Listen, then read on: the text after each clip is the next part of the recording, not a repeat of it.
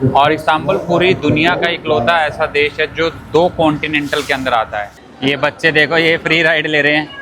और इसका जो निर्माण था वो 1348 में होना शुरू हुआ था। और हर जगह पे लोग थे, उनमें से कुछ ना कुछ पैसे निकालने वाले। कोई इंडियन इस रास्ते से आ रहा है और आ तो रहा है और साथ में अपनी गाड़ी लेके आ रहा है। बोला कि भाई आप अपनी गाड़ी का इंजन बंद कर दो।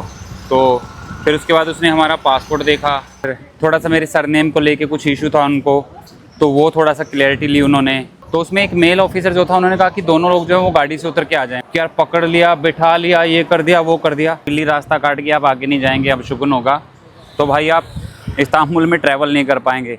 और एक एक दिन में अगर 10-10 भी स्वीट डिश खाओगे यहाँ की, तो भी आपकी वो पूरी नहीं होगी।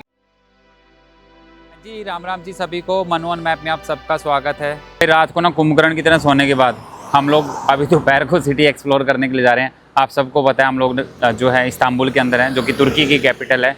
तो आज हम इस्तांबुल को एक्सप्लोर करेंगे। इस्तांबुल बहुत बड़ा है, मतलब एक दिन के अंदर एक्सप्लोर किए जाने वाली सिटी नहीं है। पर हम देखेंगे कि एक दिन रुक रहे हैं या 2 दिन रुक रहे हैं। अपने ट्रैवल प्लान को एक बार दोबारा से रीचेक करने के बाद वो हम फाइनल करेंगे। और फिलहाल मैं जो खड़ा हूँ मेरे होटल के सामने ही, ये वाला होटल जो है वो हमने इसमें रूम बुक किया था। और इसी के जस्ट सामने ही अपने गाड़ी को हमने जो है वो पार्किंग पे यहाँ पे लगा दिया था। यहाँ पे अपनी गाड़ी जो पार्किंग के लिए लगी हुई है। तो हम लोग अभी सबसे पहला जो काम करने का वो करेंसी एक्सचेंज करवाने का। करेंसी एक्सचेंज करवाने के बाद हम देखेंगे कि कौन से ट्रैवल कार्ड से हम लोग जो है इस्तांबुल के अंदर हर व्हीकल को यूज़ कर सकते हैं, जिसमें कि चाहे वो बस हो, चाहे वो ट्राम हो। इवन मैंने सुना है कि यहाँ पे फेरी के अंदर भी जो लोकल अंदर फेरी का ट्रिप चलता है इनके, उसके लिए भी कार्ड बन जाता है। मतलब एक ही कार्ड में सारी चीज़ें ऐड हो जाती हैं। तो पहले करेंसी एक्सचेंज करवाने के वाले के पास चलते हैं। अभी हम लोग फ़िलहाल जो है वो सिटी के अंदर ही, मतलब अपने होटल से निकल के आए हैं और अपने होटल वाली ही स्ट्रीट के ऊपर चल रहे हैं हम लोग। और यहाँ का नज़ारा कुछ इस तरीके से है भाई, चारों तरफ का। और इस एरिया में जितना मुझे समझ में आ रहा है, यहाँ पे ना कार रिपेयरिंग वगैरह की शॉप ज़्यादा है। हर दूसरी दुकान जो है वो कार रिपेयर वाले की है। एक शॉप में आए थे हम लोग सिम लेने के लिए, तो वो कह रहे हैं कि भाई 25 GB का डाटा वाला ही सिम जो है वो ले पाओगे आप।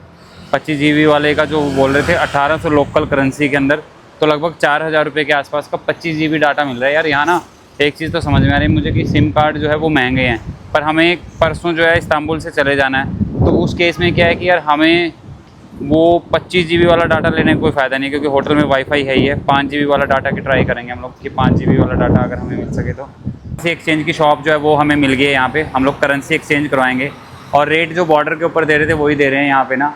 $100 के, मतलब ये हमें देंगे 40 रुपये के हिसाब से, लगभग 4000 मिल जाएंगे $100 के हमें।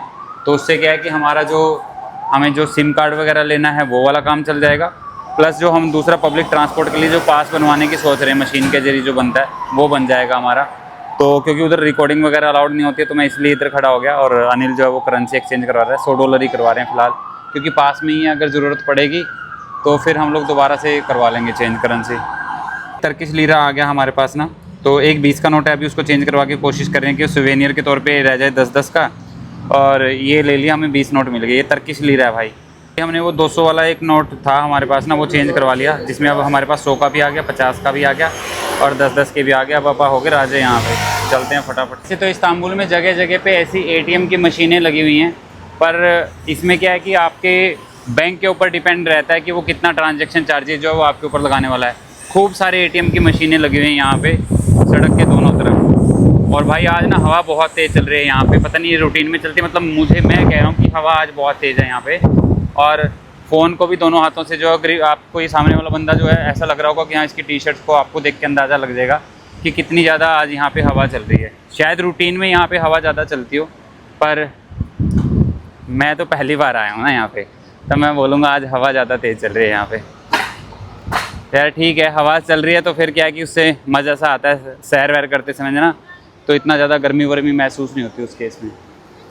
और यहाँ के कल्चर के अंदर क्या है कि ये देखिए यार भाई ना, यहाँ एम्बुलेंस वाले एकदम फटाक से हॉर्न मारते हैं। पता नहीं क्या इनके पास कोई बैठा होगा भी नहीं, कोई मरीज वरीज भी। और सेम इंडिया वाला नंबर ही है आई थिंक। अच्छा, इंडिया में 112 जो है वो पुलिस के पास है, यहाँ पे एम्बुलेंस के पास है।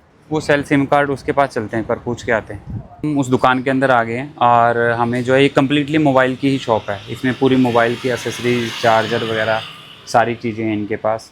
जो हमें ट्रैवल के लिए सॉकेट वगैरह चाहिए होती है वो भी इनके पास है यहाँ पे ना। तो इनके पास जो हमें जो ऑप्शन समझ में आ रहा है, हम लोग इनके पास से, क्योंकि हमें जस्ट डाटा की रिक्वायरमेंट है। तो इन्होंने बताया कि डाटा सिम जो है वो 5 GB का मिल जाएगा आपको 500 टर्किश लीरे के अंदर, मतलब कि लगभग 1000 रुपये से थोड़ा सा ऊपर जो है वो कॉस्ट करेगा। तो ये बेटर ऑप्शन है हमारे लिए, क्योंकि हमें यहाँ पे कोई कॉलिंग वॉलिंग के लिए तो सिम चाहिए नहीं, तो हम इसी को चूज़ करके इसी को फाइनल कर रहे हैं। अभी हमारा सिम जो है वो एक्टिवेट हो गया। और यहाँ पे मैं एक आपको सजेशन देना चाहूँगा, आप कभी भी अगर किसी भी कंट्री में जा रहे हैं तो कोशिश करना कि सिम जो आप परचेज़ करो वो पर्टिकुलर मोबाइल की जो शॉप है ना उससे परचेज़ करना। क्योंकि हम जिस दुकानदार के पास पहले गए थे वो दुकानदार हमें कह रहा था कि भाई आपको जो सिम जो कॉस्ट करेगा वो करेगा आपको 1800 लीरे का, जिसमें वो 25 GB डाटा दे रहा था। हमने कहा कि नहीं हमें तो कम वाला चाहिए। कह रहा कि नहीं मिनिमम इतना ही आता है, इससे तो कम आता ही नहीं। ये भाई ये चलते चलते यहाँ के पॉपुलर आइसक्रीम वाले दिखे जो लोगों को खूब घुमाते हैं, आजकल इंडिया के अंदर भी आ रहे हैं। तो मैं क्या कह रहा था कि उसने मना कर दिया था कि नहीं आता। हमें लगा यार इतने का तो 25 यूरो का तो क्या लेना, बहुत ही महंगा बोल रहा था। 25 यूरो पता नहीं 1800 लीरे का कितने का बोला था। उसके बाद अब यही काम हमारा सिर्फ 500 लीरे में चल गया। 500 लीरे का मतलब कुछ भी नहीं, मतलब कि उससे आधो आध करेंसी लगी हमारी ना। तो भाई यहाँ पे क्योंकि तुर्की जो है वो मतलब कि मुस्लिम आबादी वाला देश है, और तो यहाँ पर सबसे ज़्यादा जो आपको दुनिया भर की सबसे ज़्यादा खूबसूरत जो मस्जिदें हैं वो यहाँ पे देखने को मिलेंगी। कहते हैं कि यहाँ पे इस्तांबुल में 3000 से ज़्यादा छोटी और बड़ी जो हैं वो मस्जिदें हैं, और एक से एक सारी खूबसूरत हैं। लोग अभी भी तकसीम स्क्वायर के पास ही घूम रहे हैं, मतलब तकसीम स्क्वायर में ही घूम रहे हैं भाई। और यहाँ पे चारों तरफ बहुत खूबसूरत सा नज़ारा है।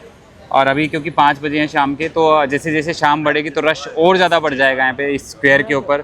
और हर कंट्री के लोग जो हैं यहाँ पे मैंने मतलब कि घूमते हुए देखे हैं।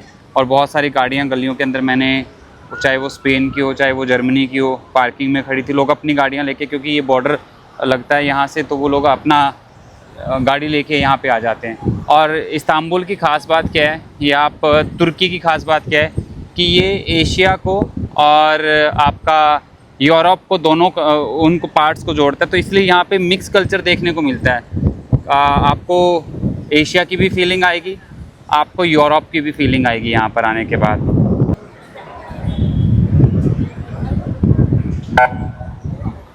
यहाँ पे शायद कोई बड़ा हॉस्पिटल है, हर 2 मिनट के बाद जो है वो एक एम्बुलेंस आती है और पैं करना शुरू कर देती है।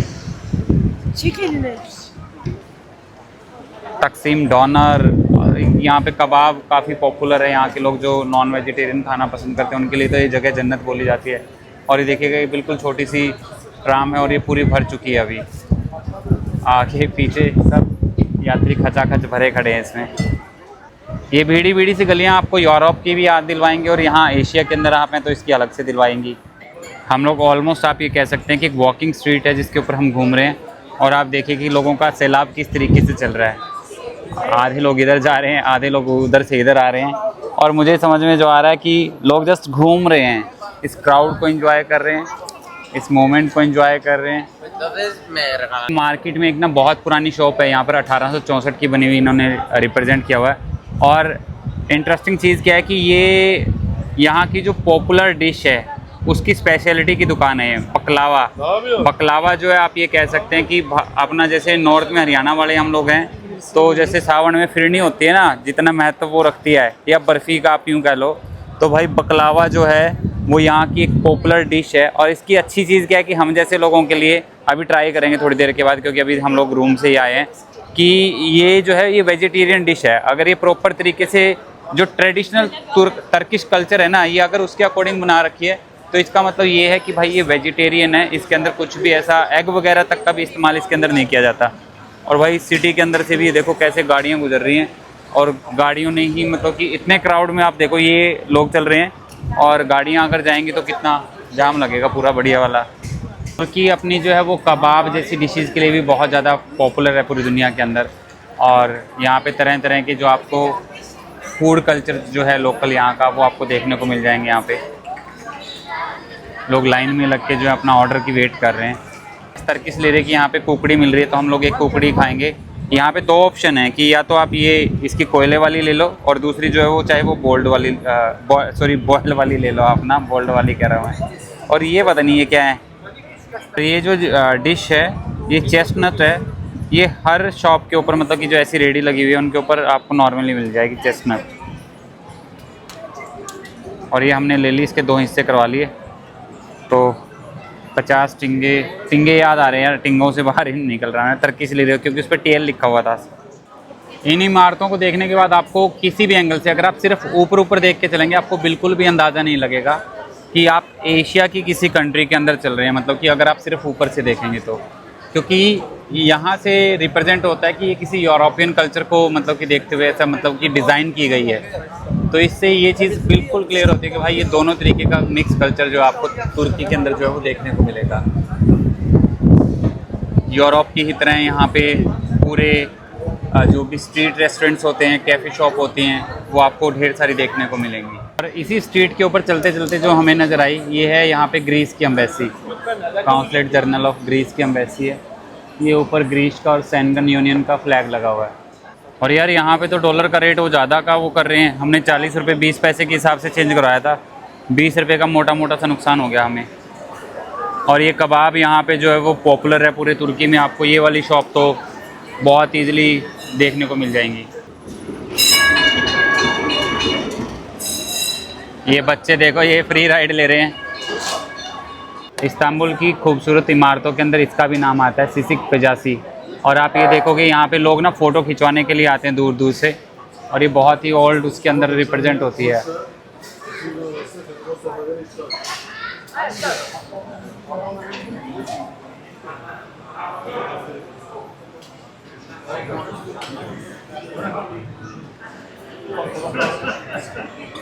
और लोकल लोगों के लिए शायद ये नॉर्मल सी चीज़ होगी, बट जो लोग बाहर से आते हैं वो लोग भाई इसको कैप्चर करके लेके जाते हैं।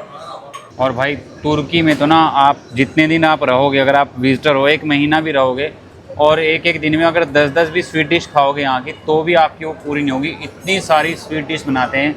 मुझे तो लगा था कि हम हिंदुस्तानी स्वीट डिश बनाने में आगे हैं, पर यहाँ आने के बाद देखा कि मैंने बहुत सारी स्वीट डिश हैं भाई यहाँ पे ना, भर भर के, मतलब कि चारों तरफ आपकी जहाँ नज़र जाएगी पूरा स्वीट डिश पूरा भरा हुआ है। वैसे तो यहाँ की जो मुख्य आबादी है वो है मुस्लिम, पर यहाँ पर आपको कई सारी पुरानी से पुरानी चर्चें भी देखने को मिलेगी। जैसे यहाँ पे एक जुबिली चर्च है, और बहुत बाहर से भी बहुत खूबसूरत है। और अगर अंदर अलाउड हुआ तो एक और अंदर चल के भी देखते हैं।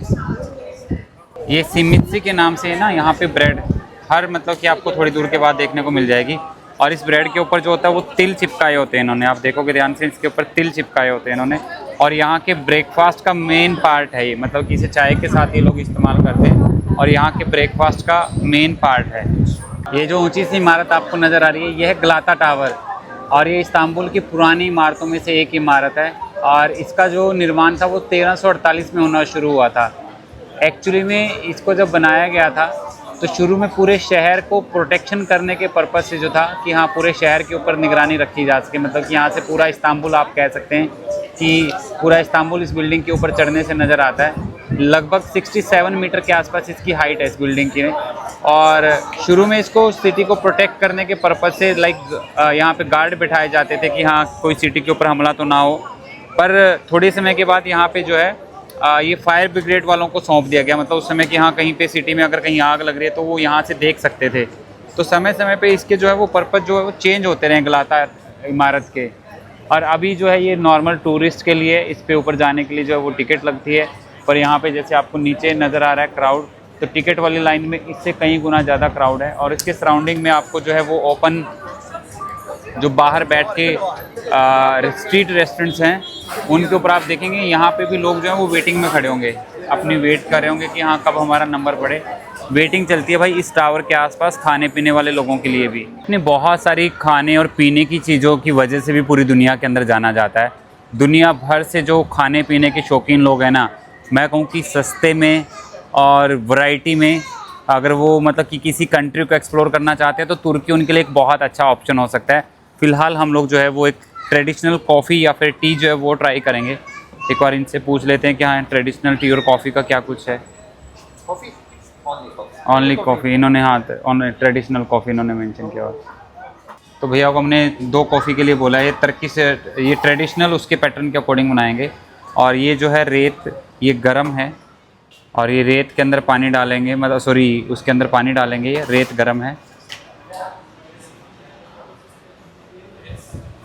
ये यहाँ का ट्रेडिशनल कॉफ़ी कल्चर है भाई।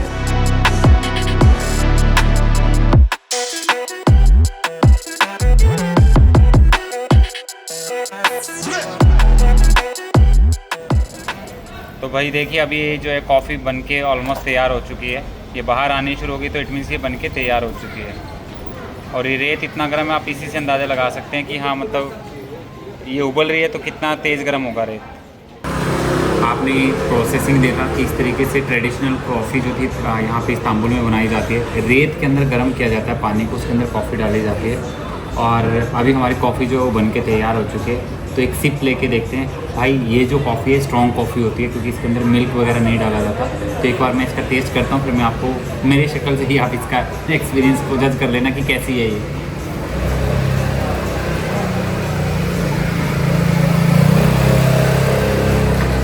ये हटके है भाई ना। जैसे हम लोग शैशे वाली कॉफ़ी पीते हैं ना, उससे टोटली हटके है। जैसे इसके अंदर जो कॉफ़ी के भी दाने से मुंह के अंदर आ रहे हैं, इस तरीके से डिज़ाइन की गई है क्योंकि इसमें ऊपर जो है वो हल्के हल्के से आपको झाग नज़र आ रहे होंगे। और जितना मैं कड़वी सोच रहा था उतना कड़वी नहीं है। It's okay, great. एक बार आप जब इस्तांबुल आएँ तो इसे टेस्ट करना बनता है। मैं फ़िलहाल इस्तांबुल के ना बीचों बीच खड़ा हूँ, मतलब कि यूँ कहूँ कि क्राउडी एरिया में खड़ा हूँ। और मैंने अपनी उसमें पहली ऐसी सिटी देखी है कि जहाँ पे इतने सारे एटीएम एक साथ लाइन में हैं। और ये सिर्फ यहाँ नहीं है, जितनी जगह पे भी हम जा रहे थे हर जगह पे 7-7 8-8 एटीएम हर जगह पे थे। और हर जगह पे लोग थे, उनमें से कुछ ना कुछ पैसे निकालने वाले। मतलब इतना ज़्यादा एटीएम का चलन है यहाँ पर और इतने सारे एटीएम यहाँ पे बनाए गए हैं। तो अभी हम लोग जो है वो ट्रैवल करते करते इस रिवर के किनारे आ गए हैं और अभी यहाँ पे आसपास की चीज़ों को एक्सप्लोर करेंगे। और इस्तांबुल के बीचों बीच जो ये है सी ऑफ मरमारा के नाम से जगह है। मतलब कि ये जो आप इसे नहर कह लें या सी ऑफ मरमारा कह रहे हैं। पर यहाँ पे कमाल की चीज़ पता है क्या है? यहाँ पर मैंने अपनी मतलब पहली बार ऐसा कुछ देखा है कि जहाँ पे एक चलते हुए समुद्र के अंदर आप कह सकते हैं, रिवर के अंदर कह सकते हैं, ये नज़र आ रहा है, लोग अपनी फ़िशिंग कर रहे हैं यहाँ पर। मतलब लोग यहाँ पे खड़े होकर मछलियाँ पकड़ रहे हैं भाई। लोग यहाँ पे मछलियाँ पकड़ रहे हैं। इस तरफ सड़क चल रही है, एक तरफ क्रूज चल रहे हैं और लोग जो है यहाँ पे मतलब मछलियाँ पकड़ रहे हैं। और आप सिटी का ट्रैफिक देख लें कि किस पर्पज़ के लिए हम लोग अपनी गाड़ी नहीं लेके आते। क्योंकि अगर गाड़ी हम लेके आ गए ना तो शायद हमारा आधा दिन क्या पूरा दिन ही सड़क के ऊपर निकल जाए। ना तो पार्किंग करने की जगह मिलती है यहाँ पे और फिर सिग्नल नहीं समझ में आते। और बाई चांस अगर गलती से एक आध बार किसी पुलिस वाले ने रोक लिया फिर तो होगी जयराम जी की भाई।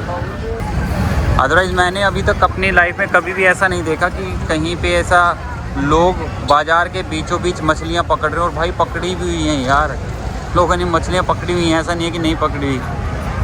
और लोग अपने बच्चों को भी लेके आ रखे फिशिंग सिखाने के पर्पज़ से।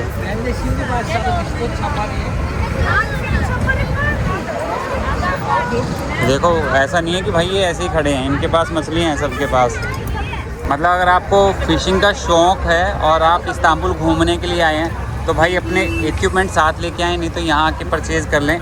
और यहाँ देखिएगा कि हाँ लोगों ने मछलियाँ यहाँ पे कैप्चर की हुई हैं, पकड़ी हुई हैं। और भाई उसके पास एक मछली उसे मिली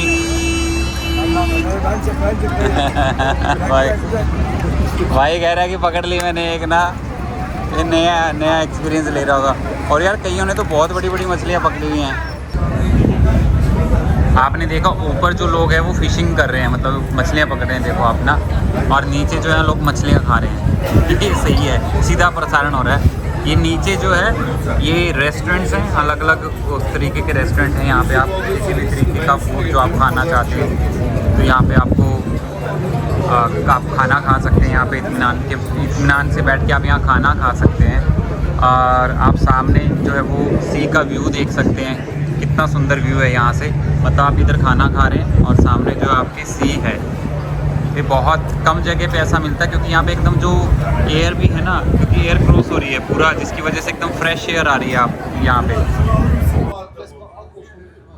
इस्तांबुल को सिटी ऑफ कैट भी बोला जाता है। यहाँ पर लोग जो है वो कैट पालना पसंद करते हैं।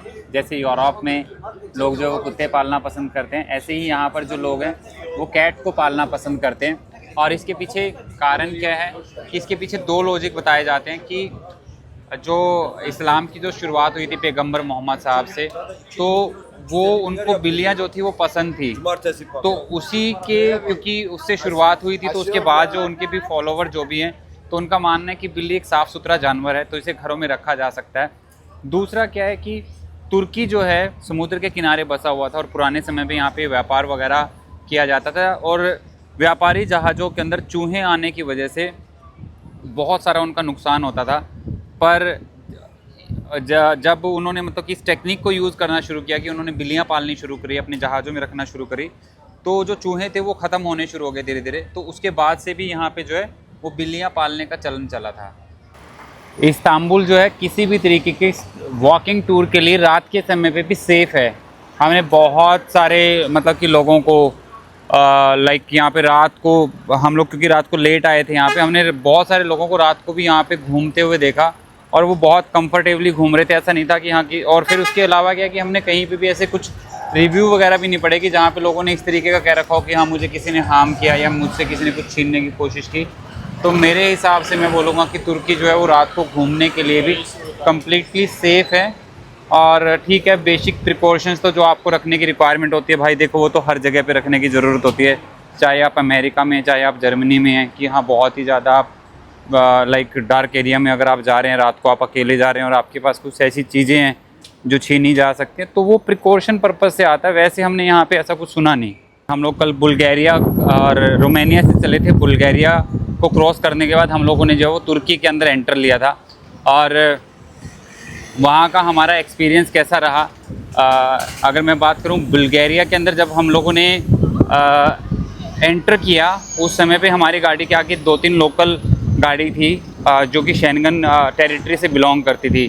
पर जैसे ही हमारी गाड़ी की बारी आई तो ऑफिसर ने कहा कि मतलब जैसे हम उनके पास गाड़ी लेके पहुंचे तो ऑफिसर बोला कि भाई आप अपने गाड़ी का इंजन बंद कर दो। तो फिर उसके बाद उसने हमारा पासपोर्ट देखा। लिटरली मैं बोलूँ कि भाई वो ना शॉक था, उसको झटका सा लगा कि ये है क्या।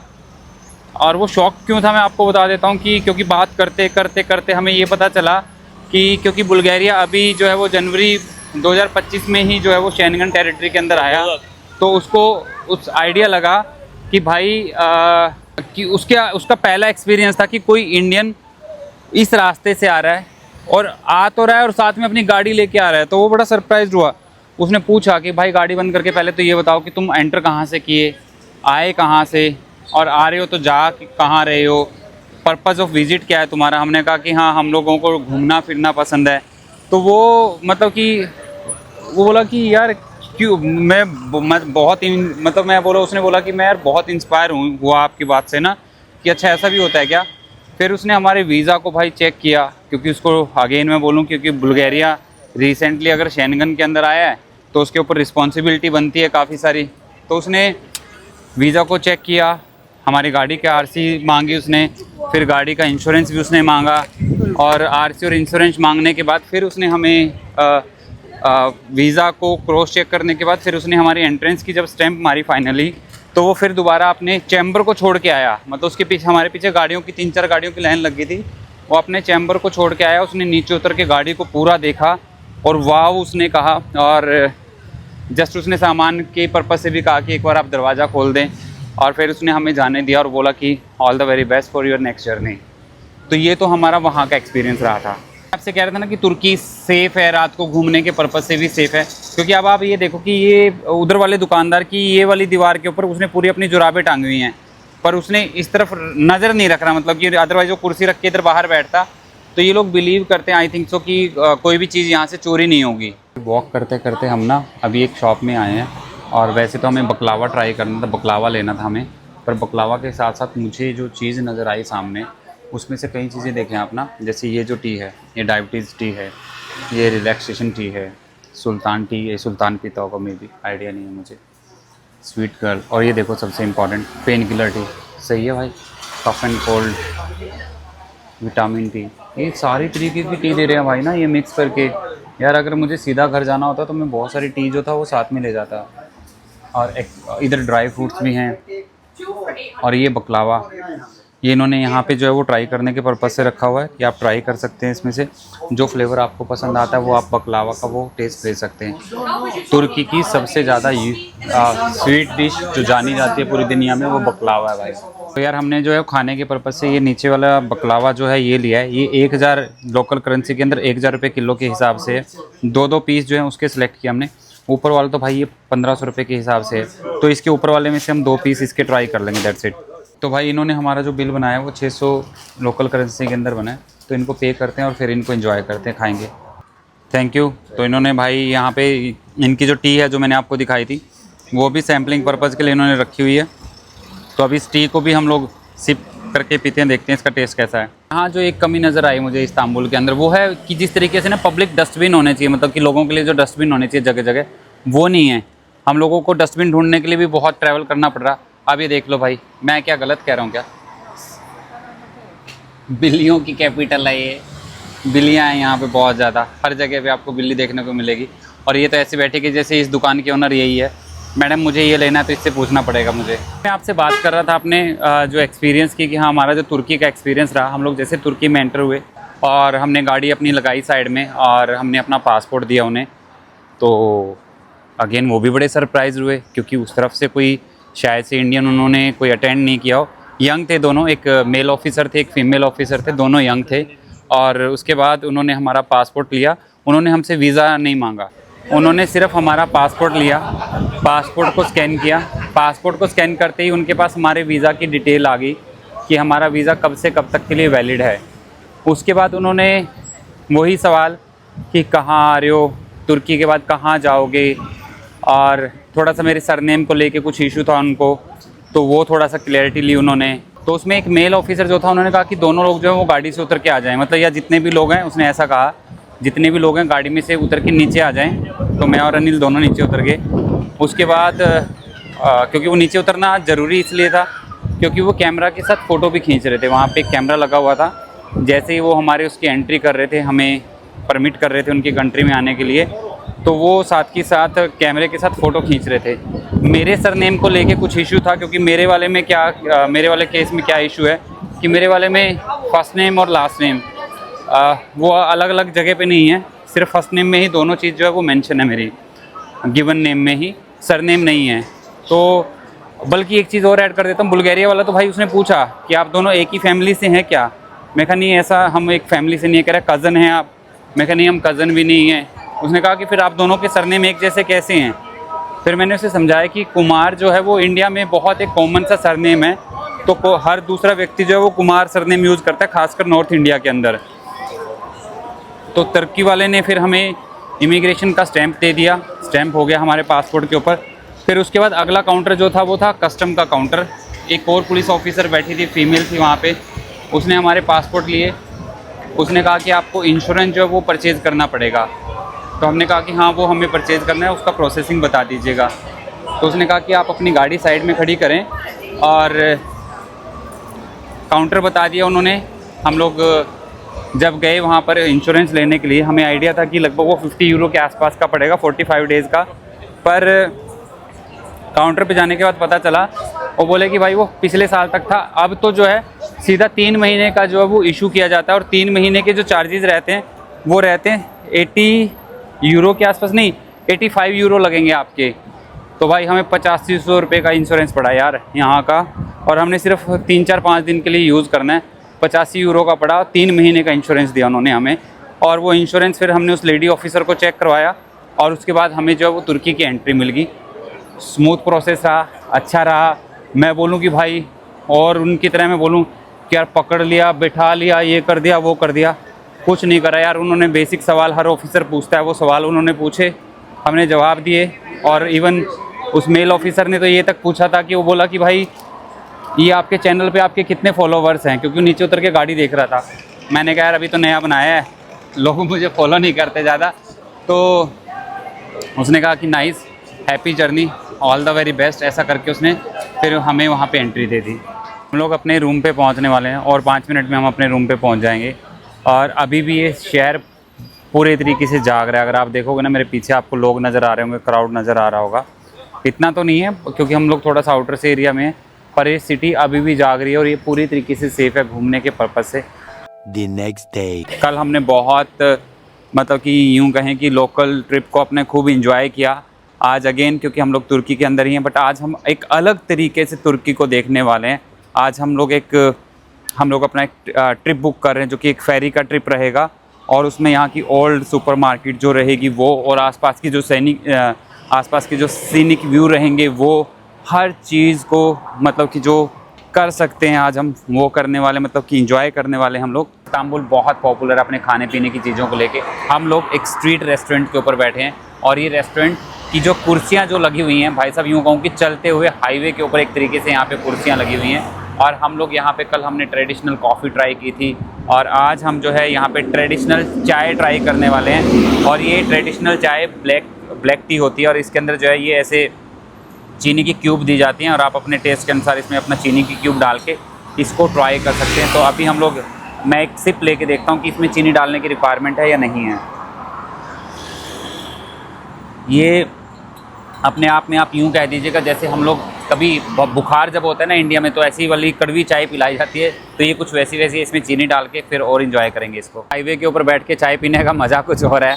और हम लोगों ने जो ये चाय अभी पी हैं इसके 60 लिरा हमारे लगे, मतलब कि एक कप 30 लिरा का था। 30 लिरा का मतलब इंडियन करेंसी में लगभग 60 रुपये हो गए। तो एक कप जो ट्रेडिशनल यहाँ की चाय का था वो 60-65 रुपये के आसपास का था। ठीक है, अपना एक अलग सा टेस्ट हो गया। पर ये अगर आप तुर्की आ रहे हैं घूमने के लिए तो आपको एटलीस्ट वन टाइम तो ये एक्टिविटी ट्राई करनी चाहिए, कॉफ़ी यहाँ की और आपको चाय ये ट्राई करनी चाहिए। और बकलावा तो भाई भूलना मत, बकलावा हमने 1500 रुपये किलो का था यहाँ की लोकल करेंसी में, लगभग 3200 रुपये किलो का। तो हमने बकलावा अलग अलग फ्लेवर लिए थे, सबको चख रहे हैं थोड़े देर के बाद हम लोग। अगर आप तुर्की में रहते हुए उस कहावत को फॉलो करेंगे कि बिल्ली रास्ता काट गया, आप आगे नहीं जाएंगे, अब शुगन होगा, तो भाई आप इस्तांबुल में ट्रैवल नहीं कर पाएंगे।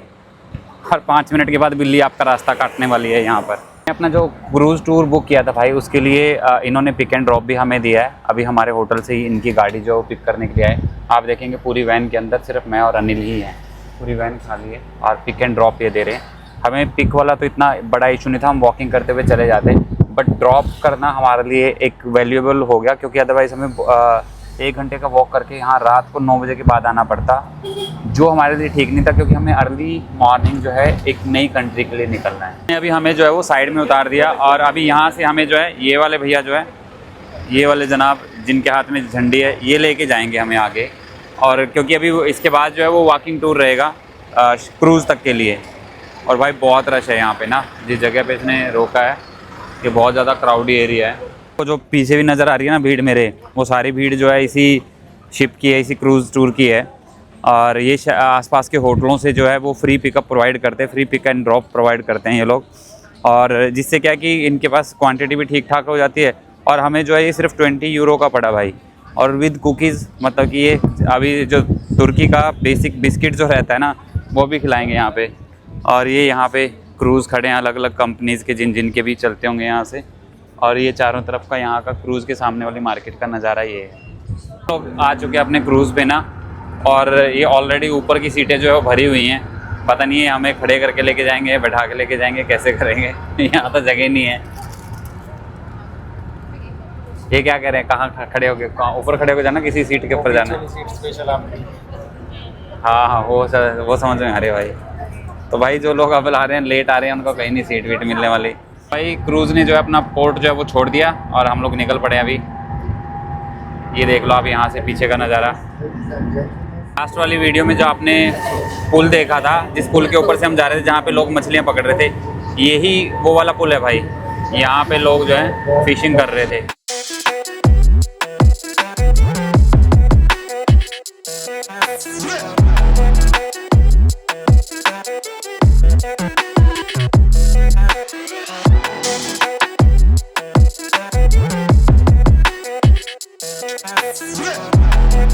हम लोग वोट के ना फ्रंट पार्ट के अंदर है भाई, और हमारी जो लेफ़्ट साइड में है ये जो है यूरोपियन इस्तांबुल इसे बोलते हैं ये लोग, मतलब कि ये यूरोप के कल्चर को फॉलो करता है। यहाँ पर आपको यूरोपियन ट्रेडिशनल चीज़ें ही ज़्यादा देखने को मिलेगी।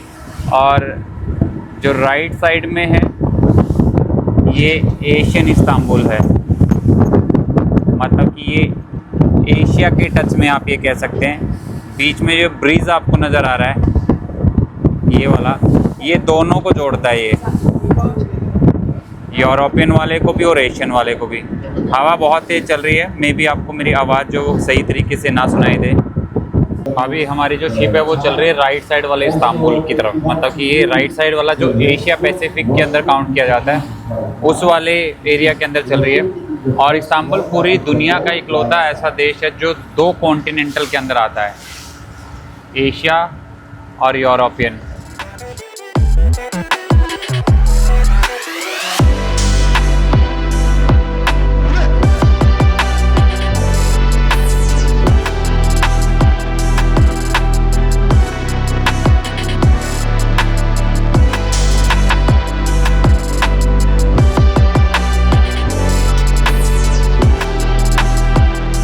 हमारी फेरी जो है वो 1 घंटे के ब्रेक के लिए रुकी है, जिसमें हम ओल्ड बाजार जो है यहाँ का वहाँ जा रहे हैं हम लोग। हमारा ग्रुप जो है वो उधर जा रहा है, एक साथ निकल रहे हैं।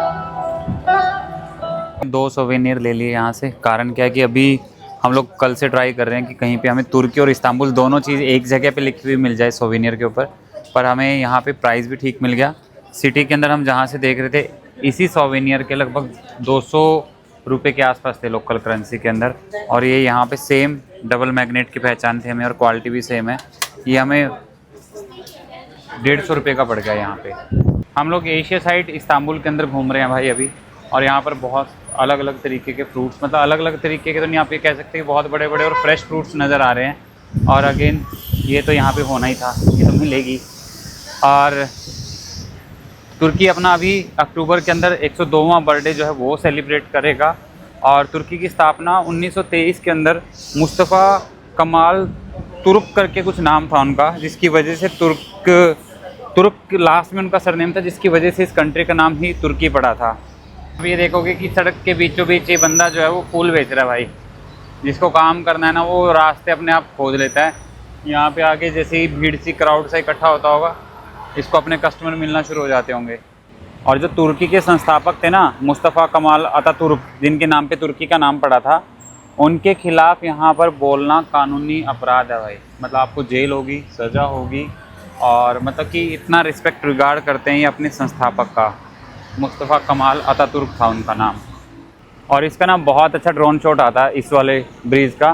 पर भाई यहाँ पे बगैर परमिशन के ड्रोन उड़ाना कानूनी अपराध है। अगर आप यहाँ पे ड्रोन उड़ाते हुए पकड़े गए तो भाई आपको जेल होगी। फ़ाइन तो अलग दूर की बात है, जेल होगी 100%। क्योंकि यहाँ पे ड्रोन शॉट लेना ये कानूनन इन्होंने बंद किया हुआ बिल्कुल। अगर आप उड़ाना चाहते हैं किसी फंक्शन वगैरह के लिए भी, वैसे भी शूटिंग के लिए, तो आपको रिटर्न में परमिशन लेनी होगी। पब्लिक ट्रांसपोर्ट को यहाँ पे यूज़ करोगे, आपके पास जो भी पास होगा आप उसको टैब करके जब जाओगे वो ग्रीन होगा, वो ड्राइवर देख रहा होगा। ड्राइवर की ड्यूटी है, कंडक्टर वाले भी। आगे से ही पैसेंजर चढ़ेगा, वो टैब करेगा। टैब करने के बाद वो ग्रीन होगा तो ये जा पाएंगे। भाई हम लोग ना घूम फिर के वापस आ गए उसी पॉइंट के ऊपर जहाँ से हमें हमारी फेरी ने छोड़ा था। और ये पार्क भी है, यहाँ पर बच्चे यहाँ पे खेल रहे हैं। और अभी वेट करेंगे, थोड़ा सा टाइम है हमारी फेरी आने में। इवन वैसे तो उन्होंने हमें 8:30 का टाइम दिया था, अभी हैं 10 मिनट 8:30 होने में। उससे पहले भी अगर कोई उसी कंपनी की आ गई तो फिर हम उसमें निकल जाएंगे। हमारी वाली फेरी जो है वो आ चुकी है और हम लोग निकलेंगे यहाँ से। अभी 8:30 बजे का टाइम था इसका और राइट 8:30 बजे से 5 मिनट पहले ही आ चुकी है। क्रूज़ टूर करने के बाद हम लोग पहुँच गए अपने रूम पे। और अभी हमें ढेर सारा सामान अपना जो है वो समेटना है, क्योंकि हमें निकलना है एक नई कंट्री के लिए कल सुबह अर्ली मॉर्निंग। और उसकी इन्फॉर्मेशन आपको अगले व्लॉग में पता चलेगी कि हमारी नेक्स्ट कंट्री तुर्की के बाद कौन सी रहने वाली है। मनोर मैप को ढेर सारा प्यार देने के लिए आप सब लोगों का दिल से धन्यवाद। शुभ रात्रि, मिलते हैं अगले व्लॉग में।